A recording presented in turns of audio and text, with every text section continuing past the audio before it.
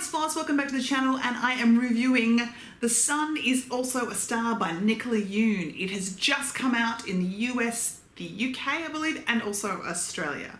The Sun is Also a Star is about Natasha, who is a Jamaican girl in New York. She's lived there since she was about 8 years old, and she is about to be deported that very evening unless she can stop it with a visit to the immigration lawyers. The story is also about Daniel, who's a Korean boy who's lived in America all his life and is about to go to an interview to potentially become a doctor at Yale. These two cross paths in a coincidence meet fate meet destiny kind of way, and from there you follow their journey throughout the day as they attempt to come together and also stay together. Natasha is a scientist at heart. She's studying to be a data scientist. She believes only in facts and firm things. She believes in things that she can physically or data-wise quantify, whereas Daniel is a poet. He's a dreamer, and while his family really wants him to be a doctor and do the things that seem right, he has this underlying spirit of creativity and a dreamer quality that's completely at odds with Natasha. I loved this story. It is one of my favourite contemporaries, favourite books of YA of the year. I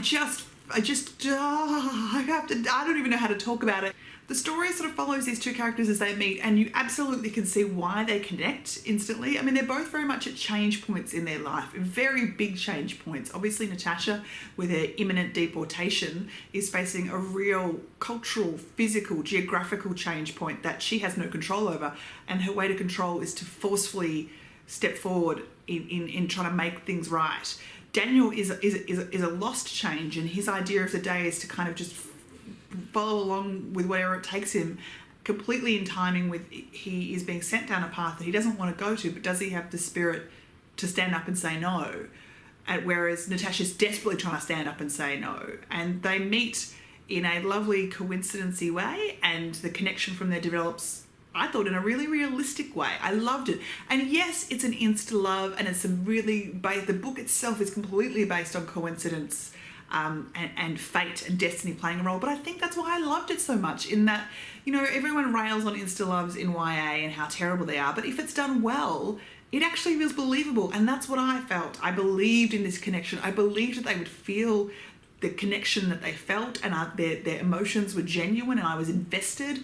And I loved the way the book took little insights into not only the discussions they were having with each other, but the people that they were coming across. As you go through the day's journey, there are little vignettes from other characters that we see about their lives and how these two on their path throughout this day in New York have intersected and affected these other side characters' lives. You also learn about, through their discussion points, you know, the history of some science and the history of black hair in America, and so many beautiful things that are done so well with just this beautiful artistry that's never, the writing is so, it's quality without ever feeling like it's showing off, if that makes sense. I don't feel like Nicola's trying to show me how elegant and how amazing her writing is, but in service of the story, she creates these beautiful scenes and emotions, and it really at times reminded me so strongly of those moments in Eleanor and Park that took your breath away, in that when they were together and that connection, that chemistry, Nicola Yoon did a fantastic job of translating that from the page so that it felt real. I was, you know, those moments where they kiss, I was there, I was in it, I felt the hands, I felt the touch, without sounding really creepy. And there were moments that shocked me, and not in an epic paranormal someone dies kind of way, but just in a people said things that were shocking and behaviours that were shocking but real and grounded. And their character's journey, while of course incredibly accelerated for this one day, felt believable. I loved both Natasha and Daniel separately as well as together. I could see why they would complement each other as characters. I could also see where their clashes came from. Daniel is absolutely a dreamer. He is completely the poet who sees the world with such optimistic naivety that you just can most of the time be incredibly beautiful, but at various points be incredibly frustrating. Natasha is his pragmatic, sensible, grounded person who her situation has made her that way. Her family and the way that her parents have let her down at various points have made her that way. And while inside there is a bit of a dreamer, her pragmatism is never seen as being a shrill girl, which can sometimes happen where girls become the reins to boy dreamers. It's not that way. It's a really lovely compliment that both of them have. And it's just, this book enraptured me, is how I would describe it. I felt hope, I felt loss, and at a time when in the world right now, in the real world, it's hard, there's a lot of struggles to find joy, and people are really having emotional upheavals. This book was perfect. I just, at the end of it, I just was happy in a way that reminded me again of Simon versus the Homo sapien agenda, in that this was a realistic issues-based book, but I felt joy. I was nervous when things weren't going their way and ecstatic when they were.